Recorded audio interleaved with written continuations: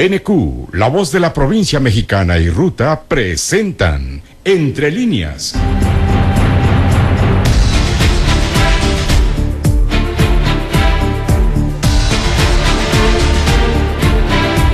Un espacio de reflexión con entrevistas e información.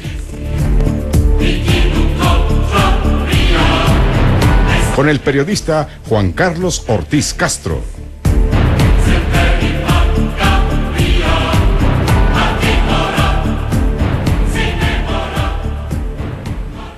Gracias, buenas noches, son las 8:02. Transmitimos desde la capital del estado, la ciudad de Pachuca. Como siempre, este es su programa Entre Líneas.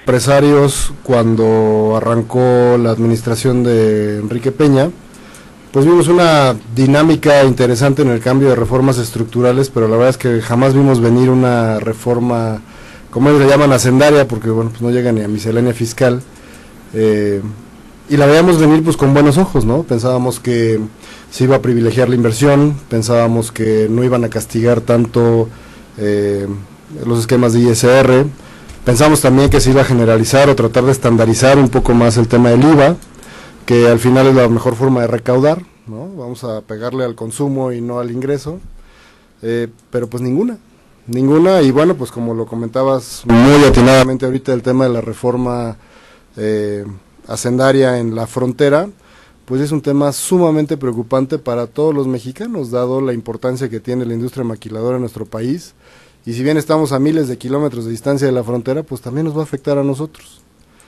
Y hemos escuchado algunas noticias en donde vemos que el siguiente año la expectativa económica puede ser atractiva. Nosotros creemos que no va a ser así. Creemos que va a haber un aumento evidentemente del gasto público y esto pareciera aparentar que las cosas van a estar mejor, pero bueno, pues es un paliativo, ¿no? Al final el gasto público no necesariamente es productivo. Acompañado de un déficit. Acompañado de un déficit muy interesante que no veíamos desde 1985. Ahorita me corrigen, es 85, 89, pero bueno, pues hace muchos años no lo veíamos, ¿no? Entonces es regresar a fórmulas que no funcionaron, ¿no? Y no creemos que sea el camino a seguir. Y Yolanda, hay quienes dicen que esta reforma va a privilegiar a las clases populares y además en la parte de las contadoras que ya no va a ser complicado tributar ante Hacienda. ¿Qué dicen ustedes? Mira, efectivamente, quisiera retomar el término de miscelánea. Miscelánea fiscal es una atribución que tiene el Ejecutivo para emitir disposiciones fiscales en favor de los sectores empresariales principalmente. En este caso se distorsionó el concepto, formaba parte de un paquete de reformas estructurales que el Ejecutivo había prometido en campaña y que bueno ha sido en este primer ejercicio de su actuar. Y el término ya actualmente, si ustedes lo observan en los medios de comunicación, ya no se habla ni de reforma ni de miscelánea, sino de adecuaciones a lo que son las disposiciones fiscales. Dentro de lo que tú me estás mencionando, que en nuestro estado de Hidalgo, principalmente nosotros estamos representados del sector económico por el pequeño y por el mediano contribuyente. El pequeño es lo que así se le llamaba el repeco comúnmente, y lo que es el régimen intermedio. Estos dos se van a desaparecer o de alguna manera se consolidan en el nuevo régimen de incorporación. Estas reglas aún no están muy específicas. Cabe señalar que todas estas cuestiones de la reforma, hasta en tanto no estén publicadas en el diario oficial, no podemos nosotros también adelantar muchos conceptos, porque suele suceder que llegamos a un campo de interpretación de la norma. Y entonces muchas veces se pierde lo que es el espíritu de la ley, y en este caso el espíritu de la ley es recaudar y recaudar más en beneficio de una política social, porque bueno, así no lo han vendido. Bueno, tenemos que esperar ese momento, porque en ese momento hay interpretaciones y podemos caer en viejas prácticas de lo que es la evasión y la elusión fiscal, que bueno. Vamos a una pausa y regresamos con ustedes, por favor. Bueno, ya regresamos con esto de la reforma fiscal. Tonatiuh Herrera, por otro lado, dicen que esta reforma es en apoyo a los que más necesitan. ¿Esto es real? No, yo creo que hay que poner la reforma, digamos, creo que no hay que cometer el mismo error que la propia reforma. La reforma fiscal, la reforma hacendaria, forma parte de la propia economía y de los intereses, los criterios de la orientación que se quiera tener. Yo creo que primero hay que partir de ahí. Desde el 82 nosotros tenemos un modelo que ha privilegiado a los empresarios por encima de los trabajadores. Es así que pasamos del 20% al 30%, al 40%, y actualmente prácticamente estamos que el 60% del PIB son ganancias. Por supuesto esto implica una grave concentración del ingreso, que ha sido reconocida no digamos solamente por las centrales obreras o los partidos de oposición, sino la propia OECD y los países industrializados, que lo único que hacen es alarmarse de la alta concentración del ingreso que hay en México, ¿no? Tan alta concentración del ingreso solamente puede conducir a trabajadores pobres y entonces un consumo también pobre. Y es parte de estos privilegios que se tuvieron, sobre todo algunos empresarios, ¿no? Había algunas canonjías que implicaban, digamos, ganancias para los propios empresarios. Tal es el caso del régimen de consolidación, ¿no? De tal forma que con esta reforma desaparece. No desaparece, se transforma, ¿no? Y de hecho me parece que la Secretaría de Hacienda ha sido mucho más clara que los propios partidos de oposición. Lo que declaró hace un par de semanas, dijo, bueno, nosotros solamente aspiramos en el 2014 a saber quién está en ese régimen. Es un alcance muy limitado, ¿no? Y por supuesto esto sirve, y eso es lo que habría que aclarar, ¿no? Dentro de esta concentración, aparte, se concentran unas cuantas empresas, ¿no? Muy grandes, ¿no? Y tenemos un sistema tan complejo también, que no facilita el trabajo ni de los contadores ni de los empresarios, de los pequeños, pero sí facilita el aprovechamiento de los huecos que va teniendo, ¿no? Por lo compleja que es, para las grandes empresas y los despachos que se dedican a ello, ¿no? Diego Fernández de Ceballos, entre otros, por ejemplo, ¿no? Entonces, en este contexto, lo que nosotros tenemos es un país que tiene una alta concentración del ingreso desde el 82, así ha venido ocurriendo, que tiene los favoritos de la política y por supuesto de la política hacendaria, y esta reforma pareciera que de pronto sufre de esquizofrenia, parece tener algunos elementos buenos, positivos, que van en contra de estas canonjías, ¿no? Pero también por supuesto tiene el IVA generalizado en la frontera, que bueno, nadie cree, más que la Secretaría de Hacienda, que pueda tener un resultado favorable. Sí, además ahí va con dedicatoria, ¿no? Sí, y nada más un poco para dar el asunto, es justo ponerlo en el contexto. ¿Para quién va? Pues hay que ver también en quién se gasta, ¿no? Eso es lo que también tenemos que ir viendo, y cuáles son los compromisos que se tienen por parte del propio gobierno. El asunto de transparencia está enunciado en la propia reforma, así se ha aprobado, pero pues todos los estados ya tenemos leyes de transparencia, tenemos institutos de transparencia, pero de la letra a los hechos, pues simplemente no ha ocurrido tal, ni se ha visto en los estados. Emilio Ángeles Astrado, del Consejo Consultivo Ciudadano. Esta reforma, desde el punto de vista de los ciudadanos, va a permitir una tributación más rápida, más fácil, más ágil. Quisiera en primer lugar hacer algunas consideraciones. Creo que a través de la historia hemos convertido nuestro sistema tributario en un sistema viciado, que favorece a unos cuantos que han sabido penetrar y hacer algunos arreglos con los propios funcionarios de la Secretaría de Hacienda. Esto ha permitido que se llegue a la situación actual. Tenemos que mencionar que México es el país que menos recauda de la OCDE. Su recaudación apenas está en el 19%, en tanto que hay países que llegan hasta el 54%. El promedio es del 34%. Esta reforma, que algunos dicen hacendaria, otros dicen fiscal, creo que se queda corta para una reforma hacendaria, pretende recaudar con todas estas medidas alrededor de 155 mil millones de pesos. Entonces esto solo va a ser el 1% del PIB lo que va a recaudar. Y la esperanza es que para el 2018 esta crezca hasta el 3%. Por otro lado, vemos que esta reforma fiscal vamos a considerarla que viene a ser parte de una serie de reformas estructurales que está que está iniciando el nuevo gobierno, como son la reforma educativa, la reforma laboral, la reforma de telecomunicaciones, la reforma financiera.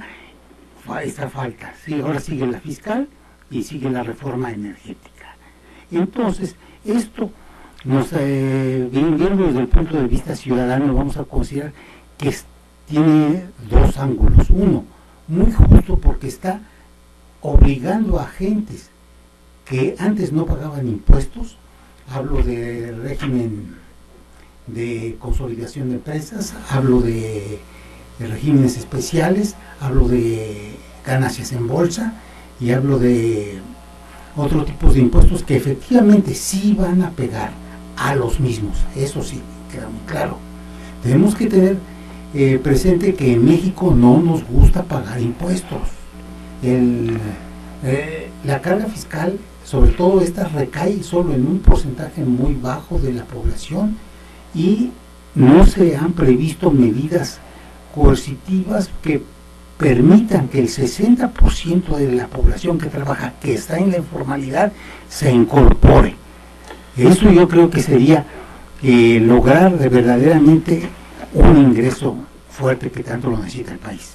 Bueno, aquí hay un asunto, el déficit fiscal que están poniendo para esta reforma, y que de alguna manera esto fue muy recurrente en otros momentos y que nos llevó a tener un boquete muy fuerte en las finanzas del país. Vamos a una pausa y regresamos con ustedes para hablar de esto del déficit financiero. Bueno, ya regresamos. Déficit financiero. Yolanda Ferrara, presidenta del Colegio de Contadores de México. Déficit fiscal. Déficit fiscal. Bueno, es complicado. Aquí los economistas yo creo que son más precisos en este tema, pero como ciudadana y como contadora... Preocupa porque ve uno un estado que se perfila, un estado obeso, un estado centralista, porque las propuestas de esta reforma fiscal así lo demuestran. El cabildeo estuvo representado nada más por 105 personas en 4 debates en el Congreso, una vez que el Ejecutivo lo presentó. 105 personas que, bueno, si nosotros estamos hablando de cuántas asociaciones empresariales tenemos, cuántos organismos profesionales tenemos en nuestro país, las mismas representaciones que emanan de la sociedad civil, las OSC, los mismos partidos ya se han profesionalizado en algunos aspectos, la academia. Entonces estamos hablando de 105 personas que, bueno, que yo creo que son los más representativos. Estamos hablando de el de Hacienda, estamos hablando de Cáceres, estamos hablando del representante de Deloitte, y bueno, pues son intereses macros que, bueno, ellos no se ven afectados en el aspecto de un déficit que se ve a gran universo, un déficit por el compromiso de una política tributaria llevada al ámbito de lo social. Esto, pues, sí, desafortunadamente viene con un cabildeo del PRD y con un alcahuetería, se puede decir, si así me lo permite la mesa mencionarlo. El déficit va a estar, es muy visto ya por la cuestión de la pensión universal, el seguro del desempleo, las mejoras en materia de educación, pero bueno, pues ahí es un cabildeo, un abajo de la mesa negociación con sindicato y con todos los que le acompañan. Bueno, hay unos puntos que a lo mejor al déficit lo van a justificar, porque se incrementa el porcentaje para lo que es el becas en posgrados, para el Programa Nacional de Becas, que es el PRONAVES, para CONACYT también se incrementa el presupuesto, que es una demanda que ya no era tanto las voces ya internas, sino ya a nivel internacional, que se estaba presionando mucho al país en este sentido. Ahora tenemos también bueno, el compromiso que se tiene con los grandes sectores económicos, que es en materia de infraestructura, pues ya no hay para atrás, en que se tiene que seguir fortaleciendo las inversiones en materia de las carreteras, Pero sí preocupa este. Sí, por supuesto, CFE también va a formar parte de este déficit. Bueno, el Pemex también hace lo propio, y pues bueno, y los ciudadanos también vamos a participar en este déficit. Javier Vázquez, presidente de Coparmex, Delegación Hidalgo. Para los empresarios es muy marcado el que empecemos otra vez a endeudarnos o a cubrir gasto con financiamiento. Mira, en la práctica más habitual, en las empresas, en nuestras familias, en los hogares, el sobreendeudamiento te va a generar problemas. Es el tarjetazo, ¿no? Tarde o temprano te va a generar problemas. El detalle es que, bueno, pues tenemos una administración que hoy se pretende endeudar por varios años y dejarle el problema también al que viene y a los que venimos también, ¿no? En el sector productivo. También quisiera recalcar una cosa importante. Yo creo que es momento de no radicalizar o polarizar que las empresas evidentemente buscan utilidades. Si son grandes o pequeñas, es economía de libre mercado, ¿no? Por supuesto debemos ir en contra del monopolio, por supuesto debemos ir en contra de aquellas canonjías que se han otorgado. Creo que hay una apertura para que, bueno, se empiecen a soslayar, ¿no? Hablando de la consolidación. No, y bueno, también aperturar ciertos mercados, ¿no? Nosotros creemos que el régimen de consolidación sí es nocivo y hay que hacer buen uso de él si existe, pero también cuando las empresas hacemos mal uso de algún elemento, pues hay que ir y castigar a la empresa, pero no a la producción nacional, ¿me explico? Entonces, hoy vemos una reforma que, independientemente de que se está deudando de manera muy severa, pues también está castigando a los entes productivos más elementales. No nos vayamos a los grandes consorcios, está castigando al PYME, y nosotros aportamos el 65%, ¿no? De la planta productiva de este país. Y bueno, por otro lado, quieren que formalicemos. ¿Cómo formalizamos? Si hoy es más caro, ¿no? Vamos a otra pausa y regresamos con ustedes. Antonio Teodora, analista político, se ha hecho mucho que hubo un manejo un poco desasiado en cuanto a la suma de votos por parte de los partidos, fundamentalmente el PRD, que fue quien apoyó esta reforma. Sí, yo antes me gustaría tocar un tema, ¿no? Es decir, si el 60% se van a ganancias, uno debería esperar que justamente hubiera un porcentaje similar de que se fueran los impuestos. En realidad, casi pagan tanto los trabajadores en su suma como las propias empresas. Eso implica que si pagan casi lo mismo y el otro se lleva el 60%, hay una inequidad fundamental que forma parte de lo que han dicho, repito, no lo han dicho los miembros del Partido Comunista, ¿no? Lo han dicho la gente del OECD y de los países desarrollados. Hay una inequidad fundamental en este país y pagan más en términos de sus propios ingresos los trabajadores que los propios empresarios. Por supuesto, ahí hay canonjías también, y eso es lo que hay que destruir. Los sindicatos, por ejemplo. Estoy hablando de los empresarios, porque más bien ahí podemos ir a los empresarios, pagan entre 1 y el 3% las grandes empresas, ¿no? Las muy grandes empresas. Aquí hay que separar, los empresarios son distintos entre sí, no podemos meterlos todos en la misma.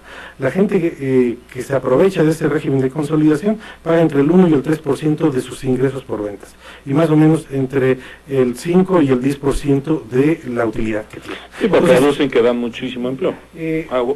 Ocupan una planta muy importante. Sí, seguramente darán empleo y también quitarán. Es el caso, por ejemplo, de Walmart, de los Oxxo, ¿no? Si uno ve la tasa de crecimiento de las ventas al por menor en este país y ve la tasa de crecimiento que presenta FEMSA, prácticamente es la misma, ¿no? O sea, casi se traslapan. ¿Por qué razón? Pues porque ciertamente están ellos absorbiendo todo ese tipo de ventas, ¿no? Entonces, primero decir eso, ¿no? Segundo, decir que la deuda, pues no hay que tenerle miedo. El asunto de la deuda es, bueno, ¿cuáles son tus ingresos y tus ingresos futuros? Endeudarse, se endeudan todos, y hay gentes y países que ahora están mucho más endeudados que México. Japón, Estados Unidos, Alemania, ¿no? Están mucho más endeudados, y algunos de ellos, como Alemania, que tiene casi el 80% de su PIB, tienen mucho más fundamentos que otros, ¿no? Japón pasó por una crisis, Estados Unidos está en una crisis terrible, en términos de que su deuda ya ni siquiera está sobre todo en manos de los chinos, ¿no? Entonces ahí tienen una serie de problemas Estados Unidos, que en el futuro nos está diciendo que van a seguir teniendo problemas como país. Pero entonces llegamos al asunto de los votos o cómo se decide. Hay un problema de método fundamental al aprobar estas reformas. Se están apresurando. Y este apresuramiento, por supuesto que trae sus problemas. El asunto de la reforma energética no debe resolverse ahora, se tiene que posponer. Y por supuesto el asunto de la reforma hacendaria lo votaron diputados que muy probablemente la mayor parte no habían leído el conjunto de lo que se estaba votando. ¿Eso trae problemas? Por supuesto que también que trae problemas. El hecho que los diputados voten algo que se aprueba en el pacto, ¿no?, indica que cuando en el pacto las cosas no se discutieron, no fueron insuficientes, inclusive en la redacción, hay quien señala que los grandes bufetes de abogados van a seguir haciendo su agosto, porque hay varios huecos donde le pueden rascar, y seguramente lo van a hacer, ¿no? ¿Por qué se hace esto? Pues porque no se tuvo cuidado en la redacción. Y entonces eso nos conduce a que no hubo cuidado, pero no hubo cuidado solamente la gente del PRD, no toda la gente del PRD votó esto, hubo gente que votó en contra, la gente del PRI votó en el mismo sentido, y la gente del PAN, bueno, estuvo coqueteando con otros para ver quién sacaba. Al final, el balance que nosotros tenemos es que los diputados en su conjunto no hicieron su trabajo. Emilio, después de estas discusiones en las cámaras, tanto senadores como de diputados, la ciudadanía se queda igual y dice, bueno, ¿me va a beneficiar o no? Y partamos de un principio, cuando la gente trae dinero a la bolsa, dice, este gobierno es un buen gobierno, está haciendo las cosas bien. Cuando la gente no trae dinero a la bolsa, es cuando dice, este gobierno no está funcionando como yo quiero. En este sentido, hay que mencionar unas cosas. La situación actual de México ahorita es difícil. De una tasa de crecimiento que se previó de 3.7, ya ni la Secretaría de Hacienda ni el Banco de México se ponen de acuerdo. Según el Banco de México vamos a crecer al 1.2 este año. Según Hacienda el 1.7. Pero, por ejemplo, hay que falta unos buenos economistas que hagan las proyecciones con otro tipo de parámetros, o simplemente ¿qué ocurre? Es el modelo económico de México que está sujeto a los vaivenes de la economía. Pero a la economía de Estados Unidos. Sí, claro. Estamos un modelo exportador y hemos descuidado totalmente el mercado interno. Ese es el grave problema que tenemos. En cuanto ahorita el cambio que pretenden hacer con este déficit es inyectar dinero a la economía. ¿Para qué? Ahora sí ya se están acordando un poco de que el mercado interno, pero aquí creo que lo más importante es ver en qué se va a gastar. Si vamos a caer en lo que ha caído siempre, de gastarnos en gasto corriente ese dinero, ya sabemos que vamos condenados a fracaso. En pagar salarios. Tienen razón todos los compañeros en que dicen pagar salarios. que vamos a pagar como lo hemos hecho siempre, con más fracasos. Por eso yo creo que ahorita debe insistirse más que nada en transparencia y tener una meta precisa en lo que va a hacer el crecimiento del país, con objetivos claros y precisos, donde se contemple no nada más el ingreso que ya se amarró, falta el gasto y la deuda controlada. Bueno, vamos a una pausa y dejamos con usted, por favor. Bueno, regresamos. Javier Vázquez, tú has sido muy crítico con esto de la reforma fiscal y además incluso ya te fuiste a la reforma energética relacionado con la refinería Bicentenario, que aún no arranca, aunque ya hicieron toda la barda perimetral. Pues mira, cuando tú dejas los intereses de mercado a los intereses políticos, es muy probable que algo salga mal. Aquí por lo que sabemos es que no llega, ¿no? Y ahorita hay paliativos de sí viene, pero pues no llega. Por supuesto sería un polo de desarrollo para la región. El negocio no está en la refinación, está en la extracción, también es un punto importante. Pero bueno, es algo que se prometió desde hace mucho tiempo y sigue sin llegar. Y yo creo que es muy preocupante para el desarrollo del Estado, dado que una parte de la deuda estatal pues se fue a financiar la compra de algunos terrenos ahí, ¿no? Más de 1,000 millones de pesos. Entonces, pues tenemos un tema ahí que hay que resolver, porque si no, bueno, ese dinero pues lo vamos a pagar por nada a cambio, ¿no? Tarde que temprano. Tarde que temprano. Contadora Yolanda Ferrara, del Colegio de Contadoras de México. Ya la reforma fiscal ya ya es cosa prácticamente juzgada, aunque faltaría nada más que se publique en el diario oficial. Pero mucha gente me ha preguntado, bueno, no entiendo hacia dónde vamos con esta reforma. Y yo le preguntaría, usted como contadora, ¿tiene una visión positiva de esta reforma? Sí tiene su lado bueno, como todas las cosas. ¿Cuál? El proceso de incorporación de los informales, de los ilegales, a lo que es la economía formal, hay que considerarlo, hay que valorarlo. Es un esfuerzo que ha hecho la Secretaría de Hacienda por medio del órgano desconcentrado que es el SAT, que en su momento se endeudaron para poder pues mejorar sus sistemas electrónicos, y bueno, pues también ese es un impulso propio de la época. Entonces, el hecho de que vaya a haber un buzón fiscal electrónico, el hecho de la obligación de la factura electrónica ya para todos los contribuyentes, el hecho de la incorporación al nuevo régimen de aquellos pequeños, de aquellos intermedios que ni eran ni pequeños ni los otros eran tan intermedios, todas esas acciones hay que valorarlas en el sentido de que, bueno, ya fue una inversión, hay mucho talento, hay mucho esfuerzo, y pues bueno, nosotros como ciudadanos, como contribuyentes, pues sí tenemos que apostarle a la formalidad, ¿no? Tenemos que entrar en esa cultura de la denuncia, tenemos que cooperar para ser cada día mejores ciudadanos, y por supuesto ser mejores ciudadanos es contribuir al gasto como lo establece en nuestra Carta Magna. Entonces, bueno, ahí, y ya aterrizándolo en lo que es nuestro estado de Hidalgo, pues aquí el estado pues tiene que fortalecer con una herramienta que es el sistema de coordinación fiscal, en el que tiene que hacer un convenio el estado con la federación para que él pueda administrar lo que es este nuevo régimen de incorporación de contribuyentes, y entonces él crear las adecuadas medidas para poder llegar al contribuyente, y la sensibilización. Aquí tenemos que apostarle a una nueva cultura, la nueva cultura del pago de contribuciones, y pues bueno, es una tarea que tiene nuestro estado, y que bueno, como ciudadanos ahí, como hidalguenses, sí nos tenemos que solidarizar, y pues yo los invito y lo apuesto a que todos vamos a participar en este sentido. Hidalgo es más sensible, es más vulnerable, el pequeño contribuyente se deja más asesorar, aunque no somos muchos los contribuyentes, aunque no tenemos una capacidad tan grande, aunque sí nos impacta el hecho de que no haya inversiones como que el aeropuerto que quedó y como que la refinería. Bueno, pues tenemos que seguir luchando y buscando alternativas y fortalecer a la pyme.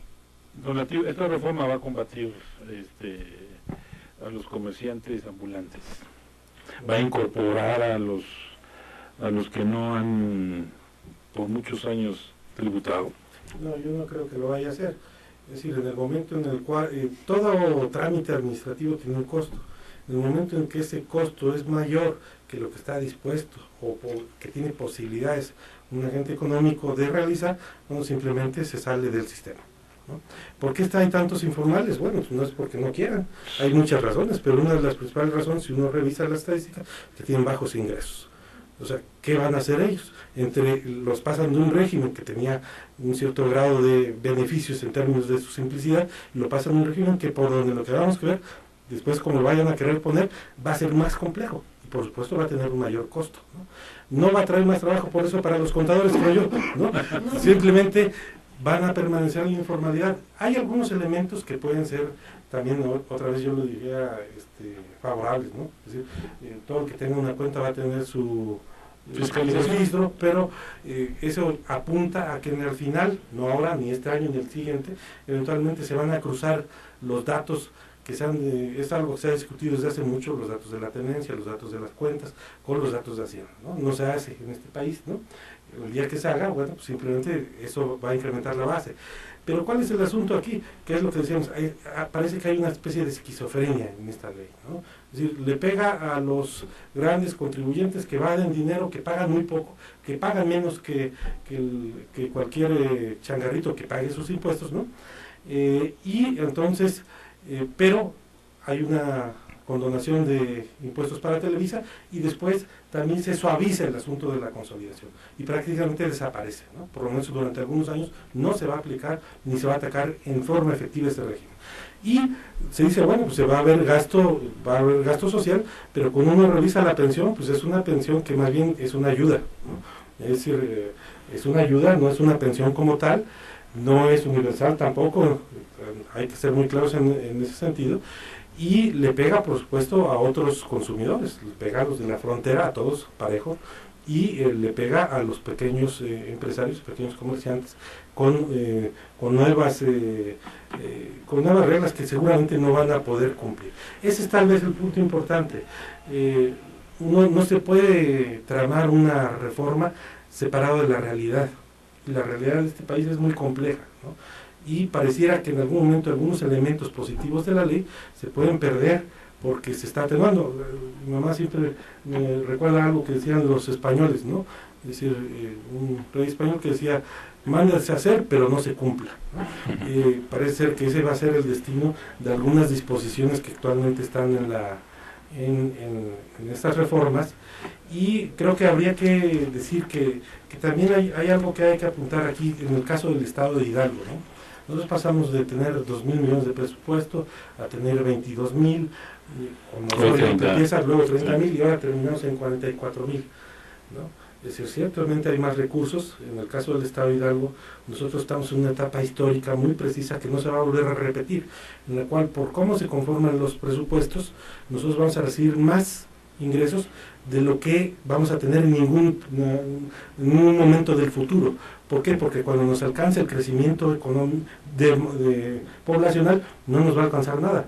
Ese momento lo pasó el Estado de México, creo que en los 50, si no lo recuerdo, ¿no? Lo perdieron y nunca lo volvieron a recuperar, ¿no? Por eso están tan mal en salud y educación del Estado de México, está peor que Hidalgo, ¿no? Nosotros en el caso del Estado de Hidalgo estamos perdiendo esa ventana, ¿no? Es decir, hay un bono, ¿no?, demográfico anticipado, por llamarle de alguna forma, en relación con los ingresos. No lo estamos utilizando, y esto también es general. Va a haber, dicen, ¿hay déficit? Bueno, no hay que tenerle miedo al déficit, pero hay que saber en dónde se va a utilizar, que es lo que dice aquí Emilio, y hay que ver de dónde se va a financiar, porque no es, el déficit es deuda, es la variación de la deuda. Si se va acumulando deuda año tras año, vamos a tener un problema. Si se acumula deuda año tras año, pero los ingresos se incrementan muchísimo más, no hay problema. Claro. Pero no es el caso, no es el caso, creo que no es el caso.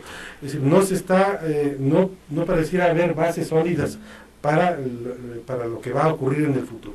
Y no es lo que digamos nosotros. Si uno revisa los datos del INEGI, los datos del Banco de México, los datos de los propios norteamericanos, de los bancos norteamericanos, y los datos también ahora de los criterios generales, ahora sí ya incorporaron eso, el PIB, de los criterios generales de política, que es el documento más importante junto con el informe del Banco de México de este país, dice 1% del PIB, ¿no? Eso es lo que están diciendo. Y cuando uno revisa los componentes del indicador del cíclico, todos están mal, con excepción de uno. ¿Cuál ponen que está bien? El de la economía norteamericana, que apuntan a que va a estar mejor. Sí. Habrá que verlo, porque como eso no está muy firme, los norteamericanos tienen más deuda que nosotros, la tienen con los chinos, han pasado por problemas, ahora se ha dado una inversión, ¿no? Los mismos problemas que tenían los países latinoamericanos en los 80s y 90s, ahora los viven los europeos y los propios norteamericanos y los japoneses. Entonces, yo creo que ese es el punto al cual habría que decir, el panorama no está bueno, no está bien. Algunas cosas a lo mejor se pudieran hacer, sí, pero pues no ahora, ¿no? No ahora, no es el momento. Y algunas cosas que se iban bien encaminadas no se van a cumplir, aparentemente no se van a cumplir. En mi hace poco leí que México era de los países que tenía un peor comportamiento en América Latina en cuanto a crecimiento. Efectivamente, pero vuelvo a lo que comenté ahorita. Se refiere a la dependencia que tenemos del crecimiento de los Estados Unidos. Eso es lo que nos afecta. Sin embargo, yéndonos aquí al Estado, hay que reconocer que el Estado está creciendo por arriba del promedio normal de México. Sí, de la media nacional. Hay que reconocer también que estamos creando en el Estado más empleo que el promedio de México. Sin embargo, eso no es ningún consuelo. Sabemos que Hidalgo es un Estado muy pobre, que el ingreso per cápita de los hidalguenses es 42% menor al de promedio nacional. Y si lo comparamos con el DF es de casi 200. Y la zona geográfica para efectos de salario es la zona C. Sí. Entonces, tenemos ahorita que aprovechar la coyuntura. Y como mencionaron, ¿no? Tenemos un presupuesto superior a los 30,000 millones de pesos y tenemos que orientarlo básicamente a infraestructura que nos permita crecer más adelante, porque si caemos otra vez en el error de meterlo a gasto corriente, ya sabemos qué nos va a pasar, no vamos a crecer nada. Y creo que ahorita lo que conviene es fomento de la inversión productiva, ¿verdad? Crear unas verdaderas políticas que atraigan inversión, que es la única forma de crear empleo y la única forma de crear bienestar para los ciudadanos. ¿Había más incentivos para la iniciativa privada? Pues evidentemente en la inversión locales. Por supuesto, somos el lugar número 27 en competitividad nacional, el 29 en inversión, bueno, que dicen que subió el 21 en inversión extranjera, y al final coincido con Tionatiu, sí recibimos montos importantes, y se va mucho por el efecto de, bueno, pero es un estado que no está tan endeudado. Bueno, pues sí, pero tuvo mucho dinero, ¿no? Y efectivamente, coincido con Emilio, necesitamos invertirlo en infraestructura, y el espacio, la ventana de tiempo es muy corto. Nosotros siempre hemos insistido en la necesidad de parques industriales concesionados a la iniciativa privada para que funcionen, porque hoy tenemos casos aquí críticos que no funcionan ninguno. Y tenemos arcos carreteros que nos permitirían tener una conectividad impresionante y no lo estamos aprovechando. Apreciamos una desaceleración importante en la infraestructura en estos últimos 2 años. Entonces estamos perdiendo un marco de tiempo muy importante y evidentemente las empresas tenemos que estar inmersas. ¿Por qué? Porque hoy las manchas urbanas están creciendo más rápido que sus capacidades productivas. Esto significa, el resultado final va a ser, pues se va a ampliar el círculo de la pobreza. Y solo se puede combatir con el impulso y el fomento a los órganos productivos. Inversión productiva. No solo, yo creo que ahora sí es importante la infraestructura, pero habría que decir varias cosas. El día de hoy la infraestructura ya es insuficiente en relación con las necesidades futuras. ¿Pero en qué tiene que gastar el Estado? Tiene que gastar en lo ecológico, tiene que gastar en la infraestructura y por supuesto tiene que gastar en los servicios. Pero lo que decíamos, el hecho de tener más dinero no nos ha hecho más sabios a la hora de gastarlo. Lo vimos con el Tusobús, es algo que vale la pena, que hay que apoyar, y sin embargo carece de tantos aspectos de planeación que aquí estuvimos con Terán. Él dijo, la semana que viene yo les digo cómo va a ser el asunto. Creo que ya pasaron como 2 o 3 meses, ¿no? Y todavía no nos dice el asunto. El único que ha tenido la amabilidad en este sentido ha sido el secretario de Obras Públicas, es decir, ahí va el proyecto, pero es muy parcial, porque es la parte de la obra pública. La obra pública se corresponde con un proyecto de vialidad, de tránsito, ¿no? Esa es la parte que no se conoce. Ese es simplemente un ejemplo, o simplemente el Centro Cultural del Reloj. Se carece de proyecto ejecutivo. ¿Cuál es el objetivo? ¿De dónde vino? ¿Quién lo hizo? Es decir, ¿cuánto va a costar? Tienen el presupuesto antes de tener el proyecto. Es como decíamos, dispara primero y después pregunta, ¿no? Es decir, pero aquí tiene sus costos. Entonces, ese sí es un problema que además tiene que ver con esta reforma.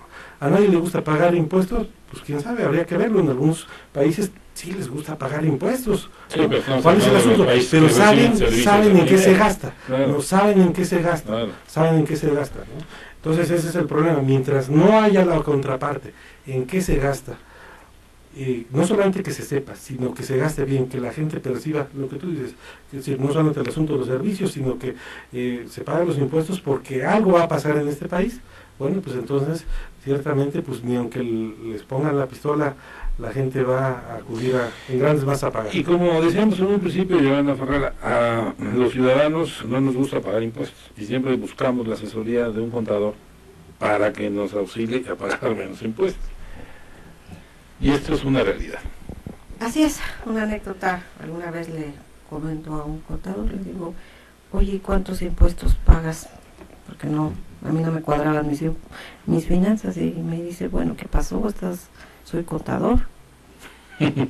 Bueno, entonces ahí está Esa es la respuesta. Pero ahorita vamos a considerar que la reforma esta que acaban de proponer también les pegó a los compañeros claro, contadores. porque dicen que ya no van a Al hacer suprimir nada. el dictamen fiscal, ¿cuántos contadores van a tener que salir? Porque ya no es...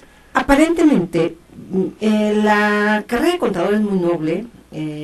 Tenemos muchas alternativas para poder desarrollar nuestra profesión. Entonces, no es soberbia, pero yo creo que sí tenemos que buscarlas y escarbarlas y las vamos a encontrar, ¿no? Esto del dictamen fiscal, hay que considerar una cuestión. Los colegios, principalmente profesionales, no hicimos la tarea respecto de que los profesionistas, los CPRs, que eran los que dictaminaran, hicieran su trabajo como debería de ser. Tan es así que el 98% de los dictámenes presentados ante las autoridades presentaron inconsistencias. Entonces hay que reconocer nuestra realidad como profesionistas. Fallamos en ese sentido. Pero por otro lado, también fallamos porque también hay grandes firmas que presionaron a que nada más ellas son las que deben de tener el trabajo, que es que son Price, que son Deloitte, y por mencionar algunos, Mancera y Asociados. y Mancera y Asociados. Bueno, ellos son los que sí van a conseguir teniendo este trabajo, y pues algunos se incorporarán a sus nóminas. Ellos tienen un crecimiento a nivel internacional enorme, porque a nivel internacional el dictamen sigue siendo una herramienta, y no es tanto por la cuestión de apoyarse a pagar menos impuestos, sino realmente está basado en una planeación fiscal. Y dentro de la planeación fiscal ahí viene un capítulo que es la elusión fiscal. Y la ilusión fiscal, como le decía aquí el economista, efectivamente son errores de redacción en el que ya que se pierde totalmente el espíritu de lo que es la ley, que es la recaudación, porque esos errores, esas lagunas son aprovechadas por precisamente estas grandes firmas. Entonces, bueno, pues entonces trabajo vamos a seguir teniendo. Lo único que sí hay que nosotros hacer notar en el sentido de Hidalgo, hay una cuestión. Estamos cayendo en el mismo vicio al nivel federal. Si la propuesta a estas modificaciones en materia tributaria se coció en dos meses con un cabildo escaso, con una falta de representación de los sectores interesados, entonces vayámonos al Estado.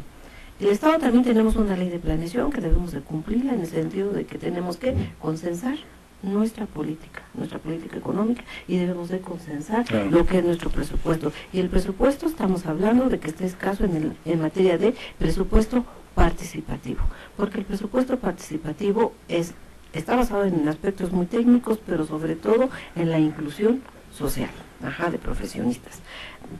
Por otro lado, tenemos, como dicen, la tarea que no hemos hecho a nivel México y a nivel otros países en materia de transparencia.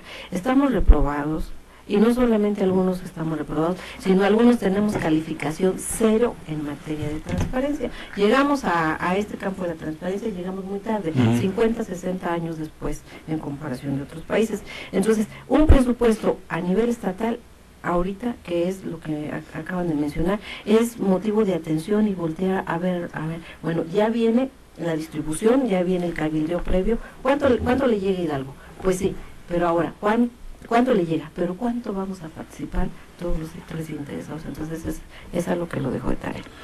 Pues ya nos vamos, se nos acabó el tiempo, como siempre. Gracias a Yolanda Ferrara Martínez, presidente del Colegio de Contadores de México, por estar aquí. Gracias por la invitación. Gracias a Javier Vázquez Coria, presidente de Coparmex Delegación Hidalgo. Gracias, Javier, como siempre. A tus órdenes, gracias. Donativo Herrera Gutiérrez, analista, economista, gracias como siempre. Aprecio mucho que estés aquí. Lo mismo que Emilio Ángeles Gutiérrez, asesor del Consejo Consultivo Ciudadano en la entidad. Gracias. Pues muchas gracias. Gracias a todos ustedes y a quienes hicieron posible la transmisión aquí en Pachuca, Jorge Martínez. Allá en Tulancingo, Memo Ortega, y a quienes transmitieron por televisión vía internet, Jaciel Velasco y Celso García. Gracias, despide Juan Carlos Ortiz. Buenas noches. Gracias, NQ y Ruta presentaron Entre Líneas, con el periodista Juan Carlos Ortiz Castro. Te esperamos en nuestra próxima emisión.